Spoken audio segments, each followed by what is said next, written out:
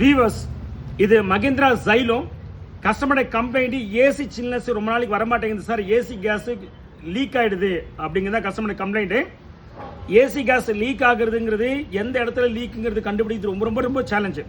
Compressor ஆகலாம், condenser ஆகலாம், cooling coil, எக்ஸ்பென்ஷன் valve இதெல்லாம் ஜாயின் பண்ணக்கூடிய ஓசஸ் எங்கே வேணால் லீக் வரலாம். லீக்கு நீங்கள் என்ஜின் இடத்துல போயிட்டு கம்ப்ரஸர் சைடில் நீங்கள் சோப்பாயெல்லாம் போட்டு கண்டுபிடிக்கிறது ரொம்ப சேலஞ்சஸ்ஸு. இன்ஃபேக்ட் டையிங் மெத்தட்லாம் இருக்குது. இதெல்லாம் சொல்கிறதுக்கு ப்ரொசீஜர்களாக நல்லாயிருக்கும், பட் ப்ராக்டிக்கலாக அந்த ப்ராப்ளம் ரூட் காஸ் கண்டுபிடிக்க ரொம்ப ரொம்ப சேலஞ்சஸ்ஸு.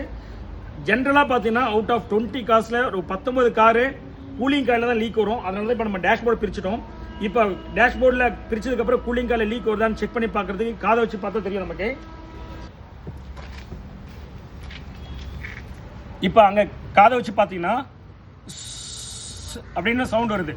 அப்படி வருதுனாலே கேஸ், ஏசி கேஸ் லீக்கிங் தான் ஆகுதுன்னு அர்த்தம்.